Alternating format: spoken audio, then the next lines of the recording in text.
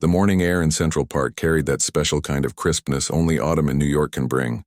Cool enough to make you pull your jacket tighter, but not so cold that you couldn't enjoy the golden light filtering through the turning leaves. A man walked slowly along the winding path near the lake, his hands tucked into the pockets of a dark overcoat that probably cost more than most people's monthly rent. He wasn't used to walking without a purpose, without a meeting to rush to or a deal to close. But every Saturday morning he made an exception. This time wasn't for business. It was for his daughter. She walked beside him, small hand tucked into his, her eyes wide with the kind of wonder that only children seem to carry into places adults have long stopped noticing. She wore a bright red scarf that clashed slightly with her blue coat, but she didn't care. She never did. What she did care about, what had been weighing on her all week, was the math workbook tucked under her arm. Fractions. They made no sense to her. No matter how many times her teacher explained it, or how patiently her tutor went over it, the numbers just wouldn't click. She felt stupid, and she hated that feeling. Her father noticed. He always did, even when he didn't say anything. He'd seen the crumpled homework sheets in her backpack, the way she'd stare at the page like it was speaking a language she'd never learn. He'd offered to hire another tutor, someone from one of those elite agencies that charged by the hour like lawyers. But she'd shaken her head. "I don't want another stranger," she'd whispered. So today he'd brought the workbook along, hoping the fresh air and quiet might help her think. They passed joggers, dog walkers, tourists snapping photos of the fountain, but neither of them paid much attention. Then near the Bethesda terrace they saw her. She was sitting alone on a bench that had seen better days, its green paint chipped, one leg slightly uneven. She couldn't have been older than 17, maybe even younger. Her clothes were worn thin, her sneakers mismatched, one gray, one black, and her dark hair was pulled back in a messy bun, strands escaping in the breeze. A tattered backpack sat at her feet, zipped shut like it held something precious. She wasn't begging. She wasn't shouting or holding a sign. She was just there, quiet, reading a book with a torn cover, her fingers tracing the lines as if memorizing them. The little girl slowed her steps. She didn't say anything at first, just stared. There was something about the girl on the bench, the calm in her eyes, the way she held herself, that made the child feel safe, even from a distance. Without thinking, she let go of her father's hand and walked toward the bench. "Hi," she said softly, stopping a few feet away. The girl looked up, startled. Her eyes were tired but kind, like someone who'd seen too much too soon but hadn't let it harden her completely. "Hey," she replied, closing her book gently. I'm stuck," the child said, holding up the workbook like it was evidence, with fractions. "My teacher says if I don't get it, I'll fall behind." The girl on the bench hesitated. She glanced around as if expecting someone to tell her to go away, to stop talking to strangers. But the park was peaceful, and the man in the overcoat stood back, watching but not interfering. Finally, she patted the space beside her. "Come sit. Let's see what's got you so worried."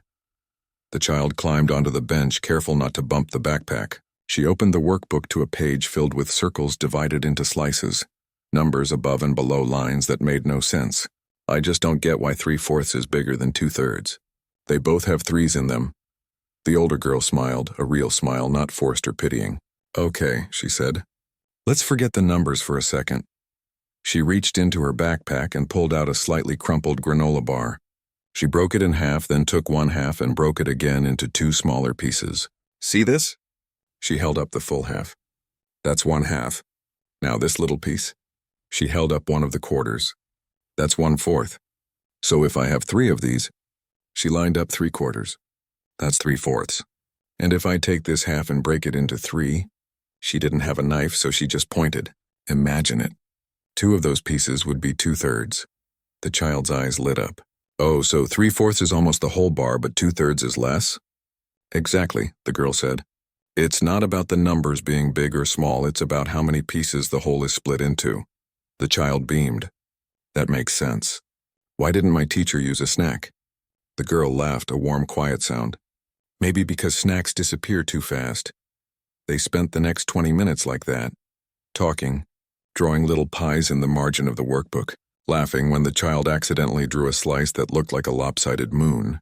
The older girl explained things simply, without rushing, without making the child feel slow. She asked questions instead of giving answers, guided instead of lecturing, and slowly the confusion melted away. The man in the overcoat watched from a few yards away, pretending to check his phone, but really taking in every detail. He'd built an empire by reading people, knowing who was bluffing in a negotiation, who was desperate, who was brilliant but overlooked. And this girl, she wasn't just smart. She was gifted. The way she taught, patient, intuitive, full of quiet confidence, was something he'd rarely seen, even among the Ivy League graduates his company hired. And yet here she was, sitting on a broken bench with a backpack that looked like it had been through a war, wearing shoes that didn't match. He felt a strange mix of emotions: admiration, guilt, curiosity. He'd walked past people like her 1,000 times, maybe even stepped around them without a second thought. But today he'd seen her, really seen her.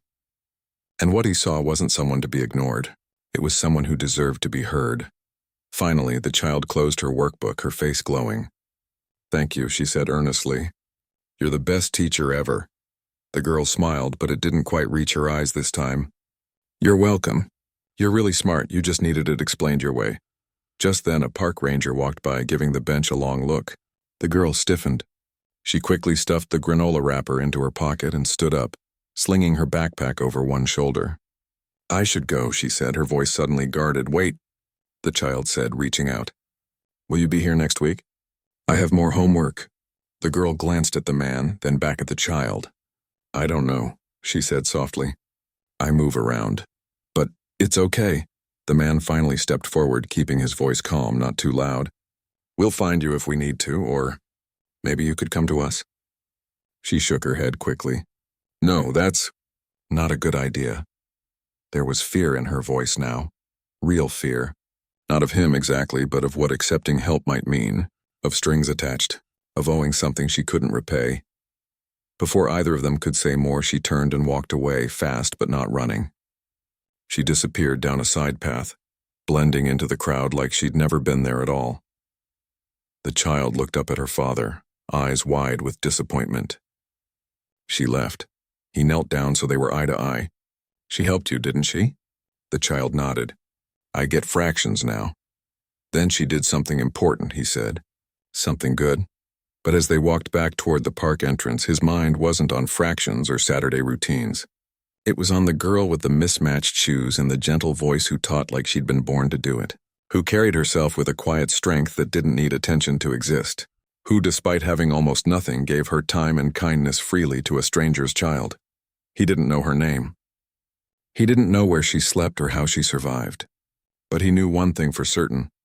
He couldn't just forget her, and for the first time in years, the billionaire felt something he hadn't expected: humility. Not because he was rich and she wasn't, but because in that simple moment on a park bench, she'd shown him what real generosity looked like.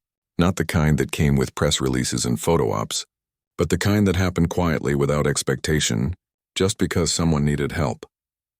As they reached the edge of the park, his daughter tugged his sleeve. "Dad? Yeah? Do you think she's okay?"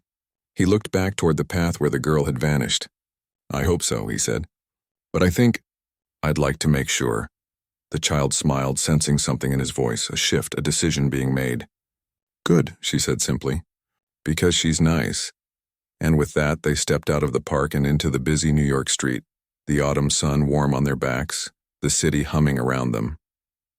But inside the man's mind, a new mission had already begun, not as a billionaire, not as a CEO, but as a human being who just witnessed something rare and beautiful and couldn't let it slip away.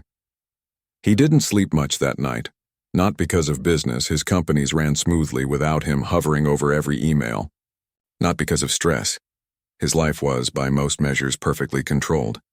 No, he lay awake because of a face, a voice, a pair of mismatched shoes, and the way a stranger had broken a granola bar in half to explain fractions to his daughter, like it was the most natural thing in the world. By morning, he'd made up his mind. He wasn't going to hire a private investigator. He wasn't going to post on social media or call in favors from city officials. That felt too much like hunting someone down, like treating her like a problem to be solved. And she wasn't a problem. She was a person. So he decided to do something quieter, slower, something that required him to step outside the bubble of luxury he'd built around himself. He started with the shelters, not the big, well-funded ones with glossy websites and donor galas, but the smaller places, the ones tucked between bodegas and laundromats, the ones that didn't make headlines. He dressed down, old jeans, a plain coat, no watch, no phone in hand. He carried a duffel bag filled not with cash but with warm socks, toiletries, and gift cards to local grocery stores, things people actually needed. He told the staff at each place he was just trying to help and asked if they'd seen a young woman, maybe 17 or 18, dark hair, quiet, always carrying a worn backpack. He didn't mention her teaching his daughter. He didn't want to make her sound like a curiosity. Most places shook their heads. Some gave him tired smiles and said, "We see hundreds like that, sir. Hard to keep track." He nodded, left his donations, and moved on. On the third day, he found himself standing outside a narrow brick building on the edge of Harlem. A hand-painted sign above the door read, "Hope Haven, Youth Support and Safe Space." The windows were clean, the steps swept, and a pot of hardy chrysanthemums sat by the entrance, still blooming despite the chill. It felt cared for. Inside, the air smelled like coffee and old books. A woman in her 60s with silver-streaked hair and kind eyes looked up from behind a cluttered desk. "Can I help you?" He introduced himself simply, no title, no company name, just his first name. He said he was looking for someone who might have been staying there, described her carefully. "She's young, keeps to herself, but she's sharp, really smart. Maybe tutors kids?" The woman's expression softened. "Maya?" His heart jumped. "Is that her name?" "She doesn't stay here every night," the woman said gently. "But she comes by, helps with homework for the younger ones, reads to them. She's got a way with words, makes things make sense." She paused, studying him. "You're not with child services, are you?" "No," he said quickly. "Nothing like that. My daughter. She met Maya in the park. Maya helped her with schoolwork. I just wanted to thank her, and maybe offer her something in return." The woman, her name was Ms. Rivera, as he'd learned, leaned back in her chair. "She doesn't take handouts," she said plainly. "Won't even accept extra meals unless she's earned them by helping out. Pride's about all she's got left, and she holds on to it tight." "I don't want to give her a handout," he said. "I want to offer her a job." Ms. Rivera raised an eyebrow. "Tutoring?" "Yes, my daughter struggles in math." Maya explained it better in 20 minutes than 3 tutors did in 3 weeks. A small smile touched Ms. Rivera's lips. "That sounds like her. She used to say her mom taught her that if you can explain something simply, you really understand it. Her mom passed away a few years back, cancer. After that, things fell apart. Foster care didn't work out. She aged out at 17. Been on her own since." He felt a lump form in his throat. 17. Alone. And still showing up to help other kids? "Can I talk to her?" he asked. "She's not here right now," Ms. Rivera said, "but she usually comes by around 4 to help with the after-school group. If you're serious, come back then. But don't make promises you can't keep. And don't treat her like a project. She's not broken. She's just stuck." He came back at 4. This time he didn't bring donations. He brought a simple offer written on a clean sheet of paper. Tutoring position. 2 afternoons a week. 30-hour. Transportation provided. Meals included. No strings. He folded it neatly and held it in his hand like a peace offering. And there she was, sitting cross-legged on the floor of a small room filled with mismatched chairs and second-hand textbooks, surrounded by 3 younger kids. She was showing one how to sound out a word, her finger moving slowly under each letter. Her voice was calm, patient, full of quiet encouragement. She looked tired, dark circles under her eyes, her coat thin for the season, but her focus was absolute. He waited by the door until the session ended. The kids hugged her goodbye, calling her Miss Maya like she was a real teacher. When they were gone, she started stacking books, not looking up. "Hi," he said softly. She froze, then slowly turned. Recognition flickered in her eyes, followed by wariness. "You. I'm sorry for showing up like this," he said. I wanted to thank you for helping my daughter." She shrugged, turning back to the books. "It was nothing. It wasn't nothing," he said. "It meant a lot to both of us." She finally looked at him, arms crossed now, defensive. "Look, I didn't mean to cause trouble. I wasn't bothering her or anything. You weren't bothering anyone, he interrupted gently. In fact, you did something amazing. And I'd like to offer you a chance to do it again. Officially. He held out the paper. She didn't take it right away. What is this? A job offer.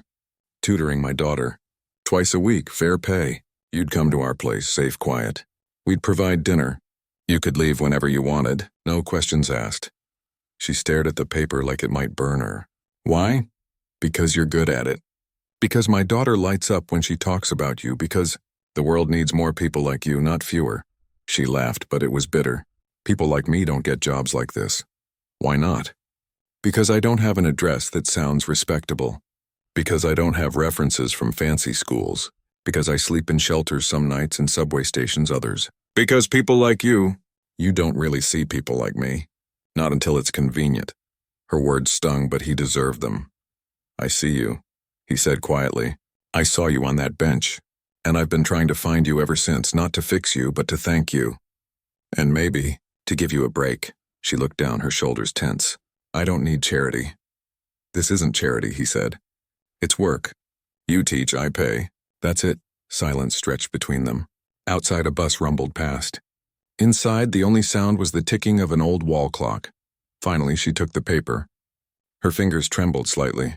What if I'm late? Or can't make it one day? Then you text me. No penalty. No lecture. What if I smell like the street? He almost smiled. My daughter won't care. And neither will I. She studied him for a long moment, searching his face for lies, for traps, for the catch that always came. But there wasn't one. Just a man who looked tired in a different way. Not from lack of sleep, but from carrying too much weight alone. Okay, she said finally. 1 week trial. If it doesn't work, I walk away. No hard feelings. Deal, he said. He didn't offer to drive her home. He didn't ask where she was staying. He just gave her his number, personal, not office, and said, text me Monday. We'll figure out a time. As he walked out, Miss Rivera was waiting by the front desk. She said yes? Barely, he admitted.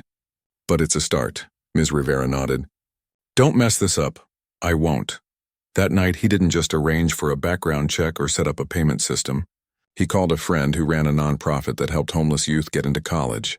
He asked about resources, scholarships, housing programs, counseling. He didn't mention Maya by name. Just a young woman with potential who's been failed by the system. He also did something else. Quietly, through an anonymous donor account he sometimes used for causes he didn't want publicized, he sent a check to Hope Haven, enough to cover Maya's shelter fees for the next 6 months. He included a note, for Maya. Let her stay as long as she needs. Tell her it's from someone who believes in second chances. He didn't tell her, not yet. He knew she'd refuse if she thought it was from him. Monday came. His daughter woke up before sunrise, dressed in her favorite outfit, and waited by the window for hours.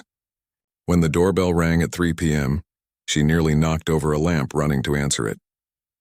Maya stood on the doorstep. Clean jeans, a thick sweater someone must have donated. Her backpack slung over one shoulder. She looked nervous, but she smiled when she saw the child's face. Hi, the girl said, bouncing on her toes. I did my homework already. Want to check it? Maya stepped inside, glancing around at the quiet, elegant apartment.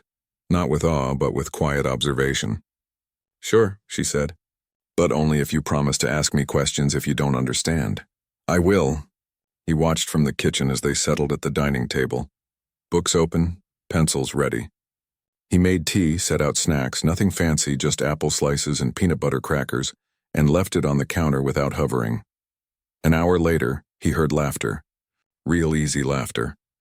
When the session ended, Maya packed up slowly. She's getting it, she said to him. She just needed someone to believe she could. I believe it, he said. And so do you. She looked at him, really looked at him for the first time without suspicion. Why are you doing this?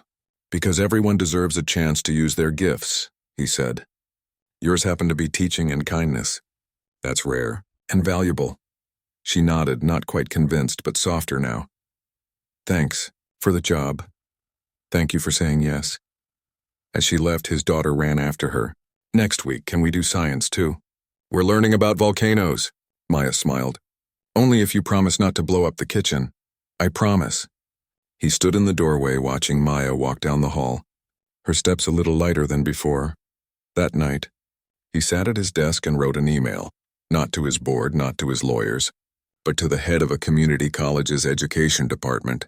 He asked about early enrollment options for non-traditional students, about GED prep, about mentorship programs. He wasn't trying to change her life in one grand gesture. He was trying to clear a path so she could change it herself. And for the first time in a long time, he felt like he was doing something that actually mattered, not because it made money, but because it made a difference. The next few weeks settled into a rhythm. Maya came twice a week. She taught fractions, then decimals, then basic algebra. She read with his daughter, played word games, even helped her write a story about a talking squirrel who solved math mysteries. But something else was happening too. His daughter, who used to hide behind him when strangers spoke to her, now greeted Maya with hugs. She asked about Maya's day, her favorite books, what she wanted to be when she grew up, and Maya slowly began to open up. One rainy afternoon, while his daughter was in the bathroom, Maya looked out the window and said, "I used to want to be a teacher." He didn't interrupt, just listened. "My mom was a librarian," she continued, voice soft. "She said books were the only thing no one could take from you. Even if you lost your house, your clothes, your family, you could always find a story that felt like home. She sounds like a good woman. The best." Maya paused. "I think about her every day, especially when I help kids read. It's like I'm keeping her alive, you know?" He nodded. "I think she'd be proud of you." Maya wiped her eyes quickly, pretending to adjust her hair. I don't know how to get from here to there. College costs money. I don't even have a permanent address for applications. He didn't offer to pay. Not yet. Instead, he said, "What if I introduced you to someone who helps kids like you, smart, driven, but stuck in the system? They might know a way." She looked at him, cautious but curious. "Would they judge me?" "Not a chance," he said. "They've seen it all, and they believe in second chances." She thought about it. Okay, maybe. That maybe was enough. He set up a meeting, neutral ground, a quiet cafe, no pressure. He went with her the first time just to ease her in, then stepped back when she started talking. He saw her shoulders relax as the counselor listened without pity, asked practical questions, laid out real options. On the walk back, she was quiet. "Too much?" he asked. "No," she said. "It's just weird to think someone actually wants to help me succeed. Not fix me, not use me, just help. That's all I want too," he said. She looked at him then, really looked at him, and for the first time, there was no wall in her eyes, just gratitude, quiet and deep. "You're not what I expected," she said. "And you're not what I expected either," he replied with a small smile. They walked the rest of the way in comfortable silence, two people from different worlds meeting in the middle, not as billionaire and homeless girl, but as human beings who'd both been lonely in their own ways and had just found a little light in each other. The weeks turned into months, and something quiet and steady began to grow between them. Not a friendship exactly, not yet, but a kind of trust that didn't need loud words or grand gestures. Every Tuesday and Thursday afternoon, the front door would open, and the girl with the worn backpack would step inside like she belonged there. And in a way she did. His daughter no longer waited by the window. She ran to the door the second she heard footsteps in the hall. She'd chatter about her day before Maya even took off her coat, dragging her straight to the table where homework waited. But it wasn't just about school anymore. They'd talk about books, about movies, about the weird cloud shapes they saw on their walk to the park last weekend. Once his daughter brought out an old photo album and showed Maya pictures of her mom, divorced years ago, living across the country, and Maya listened without prying, just nodding when the child said, "I miss her sometimes." He watched these moments from the kitchen, pretending to read the paper or check emails, but really just soaking in the ease between them. It reminded him of something he'd forgotten, that connection doesn't need money, status, or perfect circumstances. It just needs presence. One evening after his daughter had gone to bed, Maya stayed a little later than usual. She was helping organize old school projects, sorting through papers with careful hands. He offered her tea and she accepted this time. No hesitation, no suspicion. They sat at the table, steam curling from their mugs, the city lights blinking outside the tall windows. "You're good with her," he said finally. Maya wrapped her hands around the warm cup. She's easy to be good with. She listens. She tries. She sees you, he said. Not your situation, just you. Maya looked down. Most people don't. I know, a long pause. Then softly, I want to go to college. He didn't react like it was a surprise. He just nodded. What would you study? Education. Maybe child psychology? I want to work with kids who fall through the cracks, the ones teachers give up on because they're too much trouble or not worth the effort. She gave a small, sad smile. I was one of those kids once. You're not anymore. But I remember what it felt like, she said. Like no one believed I could do anything good. Like I was just waiting to fail. He thought about that. What's stopping you now? She sighed. Everything. I don't have a high school diploma. I aged out before I could finish. I don't have a stable address for applications. I don't have money for books, let alone tuition. And even if I got in, where would I sleep? How would I eat? I can't tutor full-time and take classes. He didn't offer to solve it all right then. He'd learned that lesson. Instead, he said, what if we broke it down? One step at a time? She looked up, curious. First, your GED. There's a free prep program through the city. You take classes at night, test when you're ready. No cost. I've looked into it, she admitted. But the nearest center is an hour away by bus. And I can't afford the fare every day. I can cover transportation, he said simply. Consider it part of your job, professional development. She opened her mouth to argue, then closed it. She knew by now he wouldn't budge on things that mattered. Okay, she said. I'll try it. That weekend, he didn't just hand her a transit card. He went with her to the enrollment office. He waited in the hallway while she filled out forms, answered questions, met her instructor, a retired teacher with kind eyes and zero patience for excuses. When they walked out, Maya was quiet, but her shoulders were straighter. You did it, he said. I just signed a paper, she replied, but there was a spark in her voice. No, he said. You took the first real step toward your future. Back at the apartment, his daughter was waiting with a handmade, good luck, sign she'd drawn in glitter pens. Maya laughed, really laughed, and pinned it to the inside of her backpack. The GED classes started the next week. Maya kept tutoring twice a week, but now she'd arrive with notebooks full of practice problems, her eyes tired but focused. Sometimes she'd stay late to study after the lesson, and he'd leave snacks and coffee on the table without saying a word. One rainy Thursday, his daughter came down with a fever. Maya still showed up. You don't have to, he said at the door. She's sleeping. I know, Maya said. But I brought her something. She held up a small paper bag. Inside was a handmade book, pages stapled together filled with simple math puzzles and silly drawings of animals doing fractions. She can do it when she feels better. He was touched. You made this? I had some time last night, she said, shrugging like it was nothing. But it wasn't nothing. It was care. Thoughtfulness.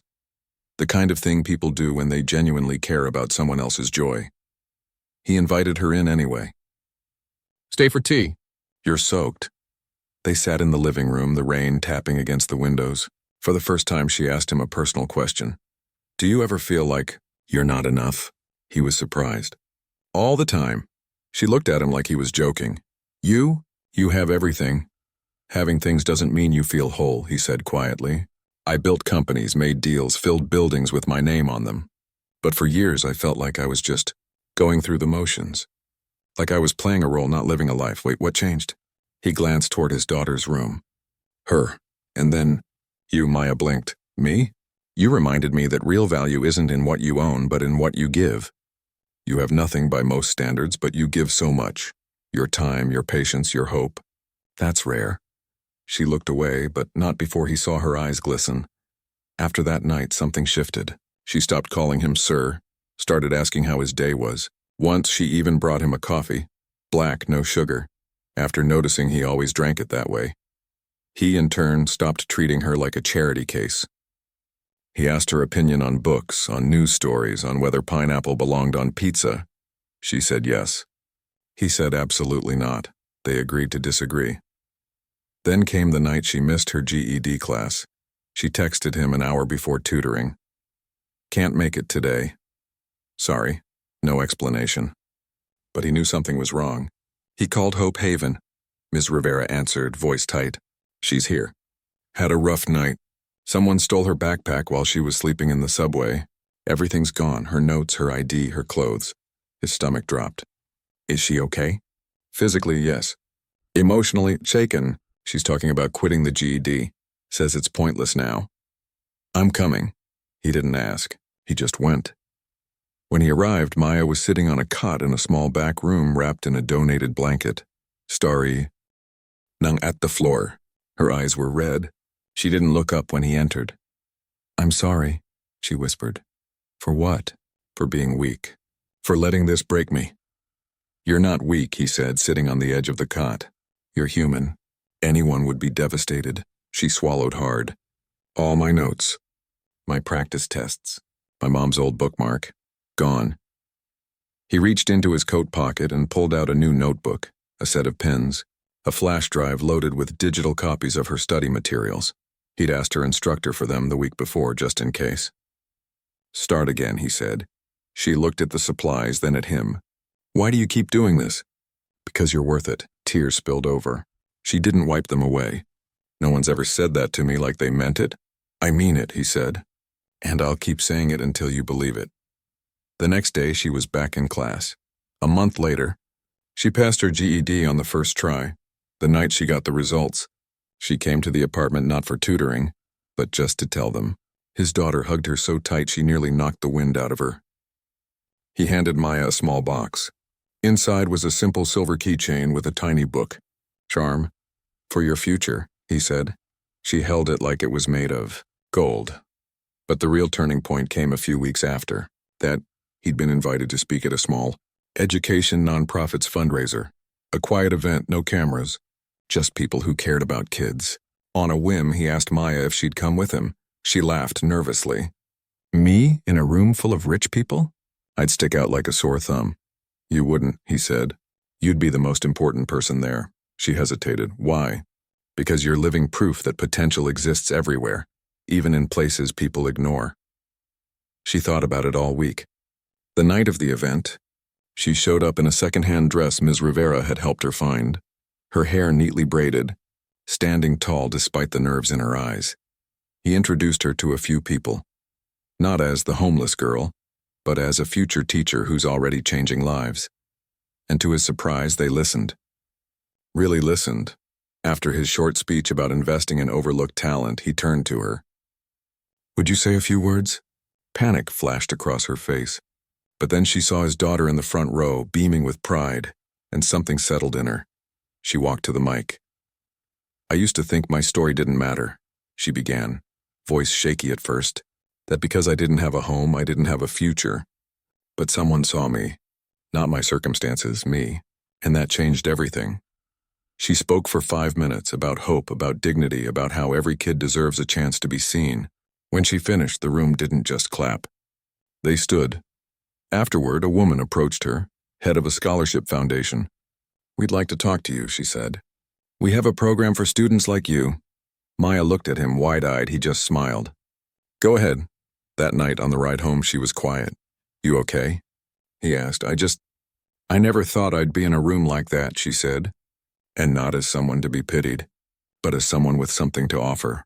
You always had something to offer, he said. Now the world's starting to see it, too. Back at the apartment, his daughter was asleep. But she'd left a note on the table. Maya, you're my hero. Maya read it, then folded it carefully and put it in her pocket. As she left that night, she turned at the door. Thank you, she said, for not giving up on me. I didn't, he said. But you didn't give up on yourself either. That's what really matters, she nodded. And for the first time, she looked not just hopeful, but certain, like she finally believed her future was hers to build, and he knew, watching her walk down the hall with her head high, that the real work was just beginning. Not his work, hers, and he'd be there, not to carry her but to walk beside her, every step of the way. The invitation came in a plain white envelope. No logo, no fanfare, just crisp paper and elegant handwriting. It was for the annual Education Forward Gala, one of those high-profile charity events where donors in designer suits mingled over canapes while pledging millions to causes they barely understood. He'd attended for years out of obligation, never passion. But this time something felt different. He didn't RSVP right away. Instead, he sat at his desk late one night, staring at the envelope, thinking about the girl who now walked into his home like she'd always belonged there. Backpack slung over one shoulder, eyes tired from GED prep but still bright with purpose. She'd just been accepted into a community college's early enrollment program, thanks to the scholarship foundation she'd met at that small nonprofit event. She was going to study education. She was going to be a teacher. And no one knew her story. Not really. He picked up his pen and wrote a single line on the RSVP card. +1 guest. Then he called her. She answered on the third ring, voice muffled like she'd been studying. "Hey, I've got a question," he said. "Okay. Would you go to a fancy dinner with me next Saturday?" Silence, then a nervous laugh. "You're joking." "I'm not. Why would I go to something like that? I don't own a dress that costs more than $10. "It's not about the dress," he said gently. "It's about your voice. There's going to be people there. Donors, educators, people who decide where money goes. They need to hear what you have to say." "I'm not a speaker," she said quickly. "I get nervous just ordering coffee. You spoke at that little event last month. You were amazing. That was different. That was safe. This can be too," he said. "I'll be right there with you. And you don't have to say a word unless you want to. But if you do, I think it could change things. Not just for you, for others like you." Another long pause. He could almost hear her weighing fear against hope. "Will your daughter be there?" she finally asked. "No, it's adults only. But she made you a good luck bracelet," he smiled. "She's been weaving it for days. That seemed to decide it." "Okay," she whispered. "I'll go." The next week was a quiet whirlwind. Ms. Rivera helped her find a simple black dress at a thrift store. Classic, elegant, nothing flashy. A volunteer seamstress adjusted the hem. Someone else loaned her a pair of low heels. She practiced walking in them in the shelter hallway, laughing when she nearly tripped. He sent a car to pick her up the night of the gala. Not a limo, just a clean town car, so she wouldn't have to navigate the subway in formal wear. When she stepped into the lobby of the grand hotel where the event was held, she froze. Crystal chandeliers, men in tuxedos, women in gowns that probably cost more than her entire life savings. Waiters glided by with trays of champagne. The air smelled like expensive perfume and polished wood. She tugged at the hem of her dress, suddenly feeling like an imposter. He was waiting by the entrance. He saw the panic in her eyes and walked straight to her, no hesitation. "You look incredible," he said simply. "I feel like I'm wearing a costume," she admitted. "Then let's make it real," he said. "You're not here as a guest. You're here as someone who's lived what we're all talking about tonight. That gives you more right to be here than half these people." He didn't offer his arm like some old-fashioned escort. He just walked beside her, close enough that she could hear his voice over the hum of the crowd. "Stick with me. We'll find the quiet corner, grab some water, and breathe." They did, and slowly she relaxed. During the cocktail hour, he introduced her carefully, not as the homeless girl I rescued, but as a future educator with a powerful perspective on equity and learning. Some people nodded politely and moved on. Others actually stopped to listen. One woman, the head of a major education nonprofit, asked thoughtful questions about her journey. Maya answered honestly, without self-pity, just truth. Then came the main event. He took the stage after the keynote speaker, standing at the podium under soft lights. The room quieted. He spoke briefly about the importance of investing in overlooked potential, about how talent isn't bound by zip code or bank account. Then he said something that made the room stir. "A few months ago, I watched a young woman teach my daughter fractions on a park bench using a granola bar. She had no home, no safety net, nothing but her mind and her kindness. And in that moment, she gave my child more than math. She gave her confidence. She gave her hope." He paused. "That young woman is here tonight. And because of her courage, I'm proud to announce a new initiative, the Open Door Scholarship Fund.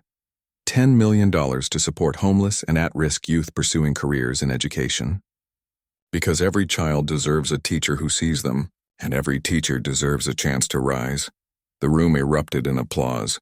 Cameras flashed. People turned, searching for her, and there she stood, near the back, stunned, eyes wide. He didn't call her to the stage. He didn't put her on the spot. But the damage, no, the impact, was done. By morning it was everywhere. Tabloids ran grainy photos. Billionaire's mysterious protege, homeless or hoax. Bloggers speculated, is this a publicity stunt? A grooming scheme? Why her? One cruel headline read, "From street to suite, the girl who stole a billionaire's heart and wallet." Maya saw it on a newsstand while walking to class. She felt sick. She texted him one word, "Why?" He called immediately. "I'm so sorry," he said. "I didn't think they'd twist it like this." "But they did," she said, voice trembling. "Now I'm a story, a rumor. People think I'm using you. Or that you're doing something wrong." "I know," he said. "And I'll fix it." "How?" "By letting you tell your truth. In your own words." She laughed bitterly. "No one will believe me." "They will," he said firmly. "Because it's real."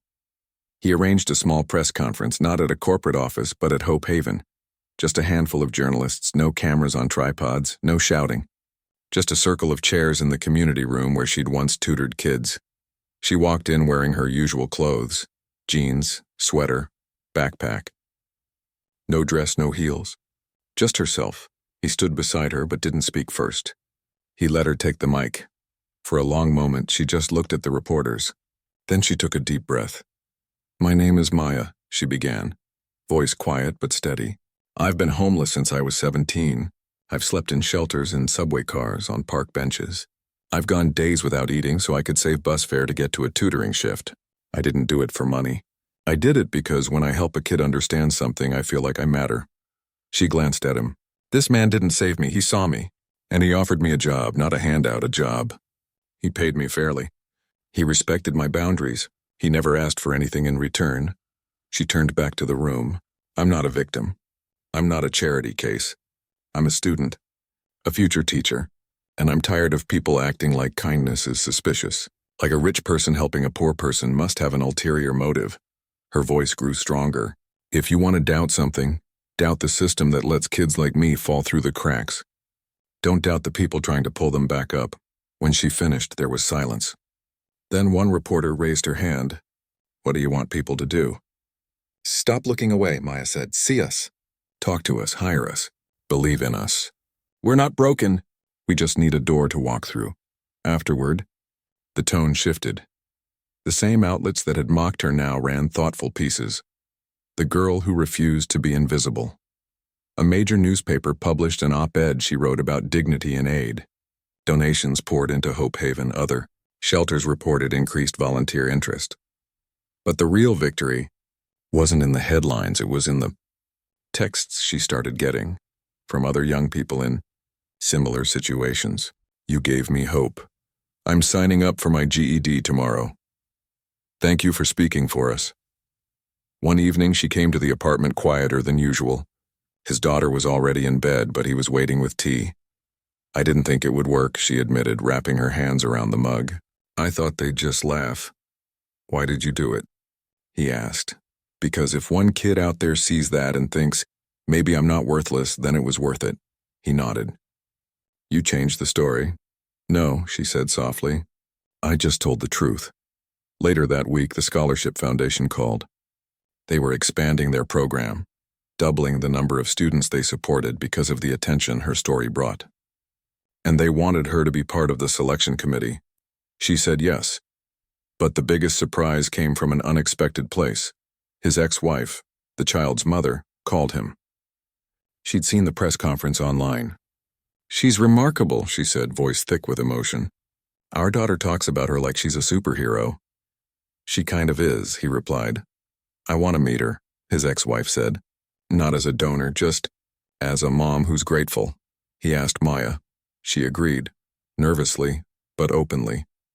They met in a quiet cafe. No cameras, no agenda. Just three people who loved the same child, talking about books, school, and the future.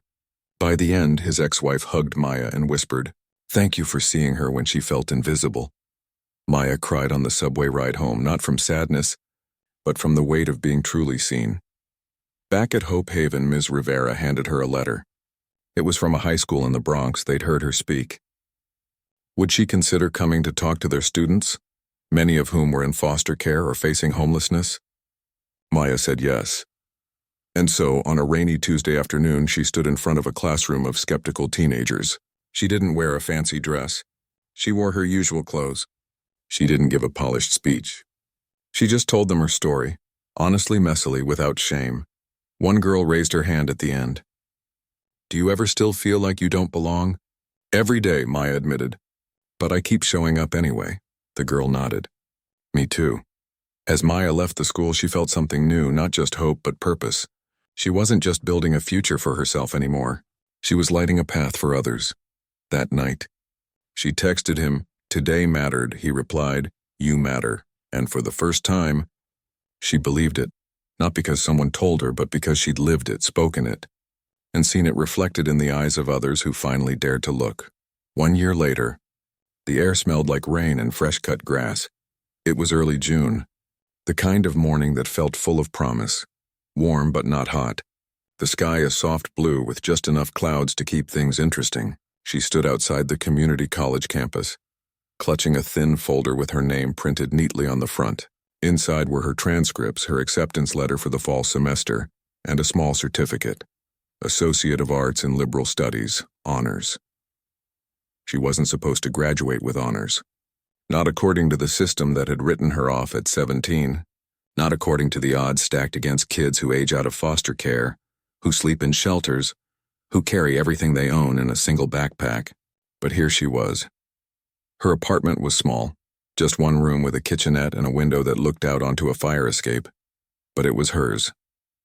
Paid for through a mix of her tutoring income, a modest scholarship, and a housing grant she'd qualified for after enrolling full-time. She still worked part-time at a bookstore downtown, not because she had to, but because she liked the quiet rhythm of it, the smell of paper, the hush of turning pages, the way regulars would ask her for recommendations like she was a real expert. She'd kept her promise to herself. No handouts she didn't earn. Even when he'd offered to cover her rent outright, she'd said no. "Let me stand on my own," she'd told him, "but stand beside me if I wobble." And he had. Today, though, was different. Today wasn't about work or study. Today was about celebration. His daughter was already waiting by the entrance to the auditorium, bouncing on her toes in a yellow dress, her hair in 2 messy braids. When she saw Maya, she sprinted across the lawn and threw her arms around her waist. "You did it," she whispered, muffled against Maya's coat. Maya hugged her back, eyes stinging. "We did it," she said. "You helped me study for that history final, remember?" "I remember everything," the girl said, pulling back with a grin. "Even the time you fell asleep on the couch and I covered you with my blanket." Maya laughed. That was a long night. He arrived a few minutes later, not in a suit, but in a simple blazer and dark jeans, dressed like a proud friend, not a billionaire. He didn't make a scene, just nodded at Maya, gave his daughter a quick kiss on the forehead, and said, "Ready?" Inside, the auditorium was filling up. Families with balloons, friends with phone cameras, older students with tired eyes and hopeful smiles. Many of the graduates had stories like Maya's. Single parents, veterans, people who'd worked night shifts to afford books. This wasn't a fancy university with ivy-covered walls. It was real life, and that made it more beautiful. When her name was called, she walked across the stage slowly, deliberately. She didn't rush. She wanted to feel every step. The squeak of her shoes on the wood, the weight of the diploma in her hands, the sound of her daughter's voice shouting, "That's my teacher!" from the 3rd row. After the ceremony, they found a quiet bench under a big oak tree. His daughter ran off to chase pigeons, leaving them alone for a moment. "You look happy," he said. "I am," she said. "But it's not just about the degree. It's about finally believing I belong here." "You always did?" "Maybe. But I needed to feel it." She looked at him. "Thank you for not giving up on me when I wanted to give up on myself." "I didn't do anything you didn't already have in you," he said. "I just handed you a flashlight. You walked the path," she smiled. "Still, you saw me when no one else did. And I'll keep seeing you," he said, "even when you don't need me to." Later that afternoon, they went to a small cafe near the campus, her favorite, with mismatched chairs and chalkboard menus. Over slices of lemon cake, his daughter asked, "So what's next, Maya?" "Student teaching," she said. "At an elementary school in the Bronx 3 days a week. I'll be helping with reading and math. Will you teach fractions with snacks?" "Only if the principal says it's okay," Maya teased. He watched them, this unlikely pair, bound not by blood but by kindness, and felt something warm settle in his chest. This wasn't the ending of a fairy tale. There were no sudden riches, no dramatic rescue, no adoption or grand inheritance. Just two people who'd found each other at the right time and chose every day to show up with honesty and care. A week after graduation, he showed up at her apartment with a small box. "What's this?" she asked, opening it. Inside was a key, not to a mansion, not to a luxury car, but to a modest studio apartment just 2 blocks from campus. Clean safe with big windows and a tiny kitchen.